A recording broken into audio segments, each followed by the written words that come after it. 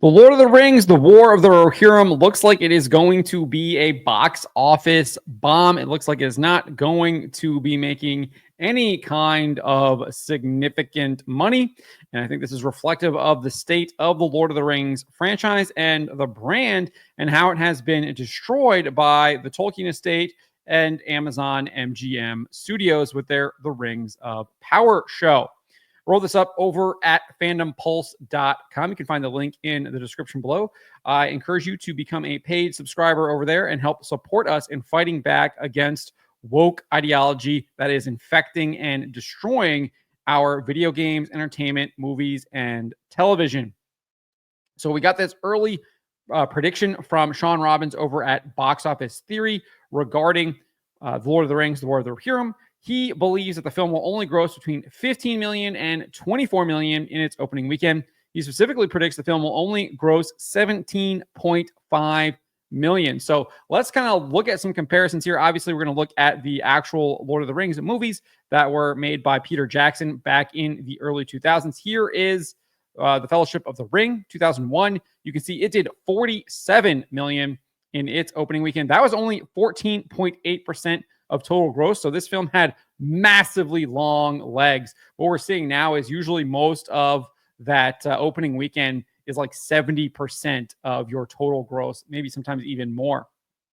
Huge numbers usually on opening weekend, but Fellowship of the Ring only had 14%, 15% of its total gross, 47 million. We can look at Two Towers. It did 62 million in its opening weekend, 18% of total growth.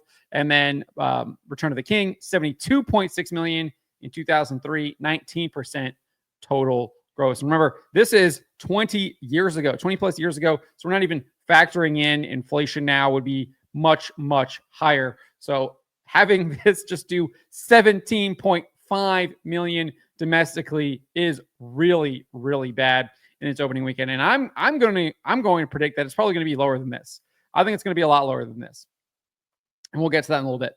As for the film's domestic box office haul, total domestic box office haul, Robbins believes it will bring in between 44 million and 84.5 million. So huge range there, right? $40 million range. But he specifically notes it will just do 49.5 million. That's total domestic. Again, we can compare here. You can see Fellowship did 318.6 domestic, 345.1 million for Two Towers. And then Return of the King did 381.4 million. So absolutely nowhere near the box office numbers we saw for that live action Peter Jackson adaptation that is much loved by moviegoers and audiences. So that is absolutely abysmal. I mean, he's 49.5 million, not even going to hit 50 million, nowhere.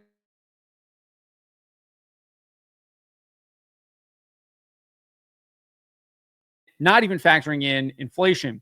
And this is why Robbins has his explanation for why these numbers are so low.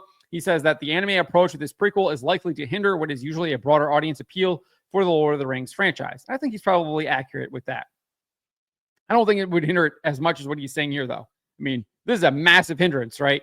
I think it would hinder it, but not to the degree that he is saying it's going to be hindered here.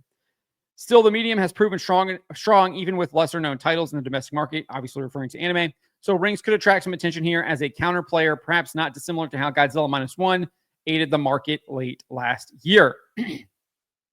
The difference there is Godzilla Minus One was an absolutely fantastic film and one of the best films that I've seen in a very, very long time for a new film. And as I was saying, what Robbins doesn't point out here, said it earlier, is there's massive brand damage that has been done to this, to the Lord of the Rings by the Tolkien estate and Amazon MGM Studios. You can look here, IMDb for the Lord of the Rings, Rings of Power sits at 6.9 out of 10 on the Amazon-owned website here. And then if you actually look, you can see that it's the unweighted means actually 6.5, so it's actually lower. You go over to Rotten Tomatoes, 49% audience score. So people are not liking this. And then you can look at how it's declined based on viewership numbers from Nielsen. The original, when it first debuted, first episode back in 2022, 1.253 billion. When season 2 had its premiere, it declined to 1.015 billion. And then if you do a basic viewership calculation, where you kind of divide the total minutes watched by the total runtime. For the 2022 premiere, the very first premiere, 9.4 million views for the first season, and then 4.9 million views for the second season. That's a 47% decline from season 1 to season 2. Abysmal, absolutely abysmal. And we saw that reflected in the numbers for the finale as well. Now it's known, pointed out, that season 2 finale saw the show's total minutes only bring in about half of the week when the season 1 finale aired. Season 1 finale brought in 1.137 billion minutes watched, while the season 2 finale only did 527 million minutes watched. That's a decline of 53.6%. Huge, huge declines from season 1 to season 2. And there's likely a reason why a season 3 has not actually officially been greenlight by Amazon MGM Studios. But it's not just Amazon MGM Studios that is doing this brand damage. War of the Rohirrim has been doing it itself, right? The film has embraced the feminist agenda by making the unnamed daughter of Helm Hammerhand the protagonist of the film, rather than, Helm Hammerhand, who is the main protagonist in Tolkien's short story that is found in the appendix of the Lord of the Rings novels. An internal marketing document that was obtained by YouTuber Arch and subsequently copyright claimed by Warner Brothers revealed that the whole movie is a bait and switch. So you can see this is Arch's video that has been blocked because they copyright claimed it because he got a hold of that marketing document, which is indeed real.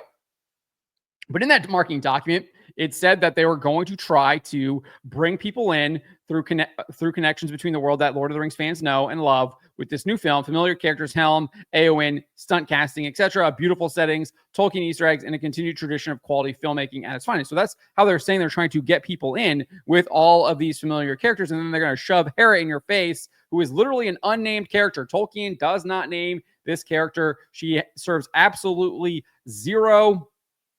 She doesn't do anything in the story. She is there as to kind of set up, put everything in motion, because Helm rejects an offer of marriage for her hand, and that sets everything in motion. And that's literally all that she does. You never hear about her ever again. And again, she's not even named. She has no name in the actual short story.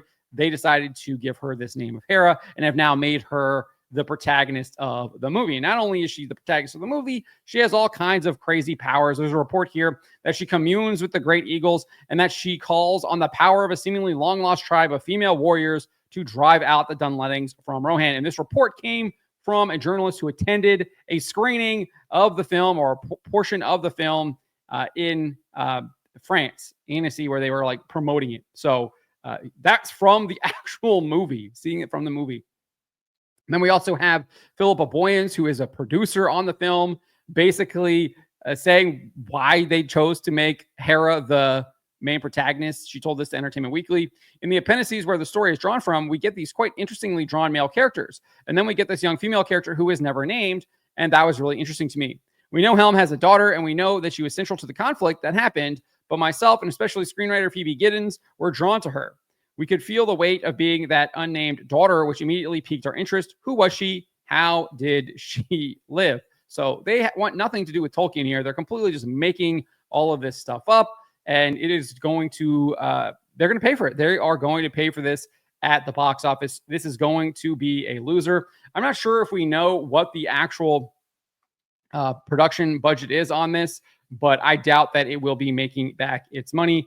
17.5 million is really, really bad for an opening weekend. You would expect that this to be at least maybe in the 30 million mark, around there, for it to do well at all. I'm probably even higher, but this is going to be a loser. And I think that 17.5 million number is actually high. I think it's going to come in lower. I would not be surprised if we see it 10 million or less, because I just don't think that people are interested in seeing another story of J.R. Tolkien's get butchered by these butchers in Hollywood. And that's what they do. They are butchers, and they are butchering Tolkien's work. It's really easy to just do the adaptation. They know that this is true. We have the Harry Potter writer admitting that if you do direct adaptations of successful properties, people will eat it up.